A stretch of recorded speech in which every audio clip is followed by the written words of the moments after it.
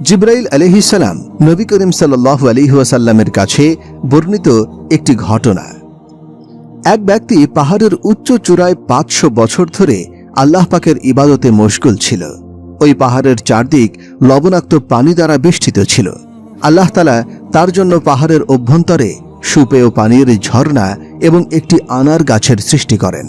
প্রতিদিন সেই ব্যক্তি আনার ফল খেত এবং পানি পান করত আর পানি দিয়ে ওযু করত। সে ব্যক্তি আল্লাহ তাআলার কাছে এই দোয়া করল যে, হে আল্লাহ, আমার দেহ থেকে রূহ যেন সিজদারত অবস্থায় কবজ করার ব্যবস্থা করা হয়। আল্লাহ তাআলা তার এই দোয়া কবুল করলেন। হযরত জিবরাইল আলাইহিস সালাম বললেন, আমি আসমানে যাওয়া আসা করার সময় তাকে সিজদারত দেখতাম। কিয়ামতের দিন আল্লাহ তাআলা তার সম্পর্কে বলবেন, আমার এই বান্দাকে আমার রহমতের জান্নাতে প্রবেশ করাও। ওই ব্যক্তি বলবে, না, বরং আমার আমলের বরকতে। তখন নির্দেশ আসবে, আমার নিয়ামতের বিপরীতে তার কৃত আমল পরিমাপ করো। পরিমাপ করে দেখা যাবে 500 বছরের ইবাদত খতম হয়ে গেছে একটি চোখের নিয়ামতের বিনিময়ে। তখন আল্লাহ পাক নির্দেশ দেবেন, আমার বান্দাকে জাহান্নামে নিয়ে যাও। ফেরেশতারা তখন তাকে নিয়ে রওনা হবে। কিছুদূর যাওয়ার পর ওই ব্যক্তি আরজ করবে, হে আল্লাহ, আমাকে তোমার রহমতে জান্নাতে প্রবেশ করাও। নির্দেশ আসবে, তাকে ফেরত নিয়ে আসো। আল্লাহ পাকের নিকট ফেরত আনার পরে তাকে নিচের প্রশ্নগুলো করা হবে। আর সে বলবে, তোমাকে কে সৃষ্টি করেছেন?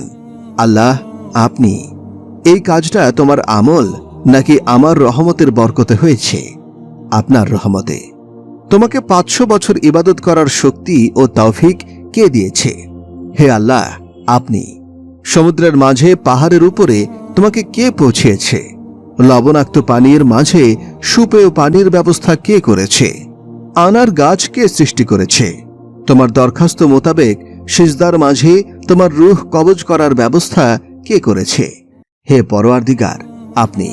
তখন ইরশাদ হবে, এই সব কিছু আমার রহমতে হয়েছে এবং আমার রহমতেই তোমাকে জান্নাতে দাখিল করেছি। রিয়াজুস সালিহিন 2/53-54। আল্লাহু আকবার।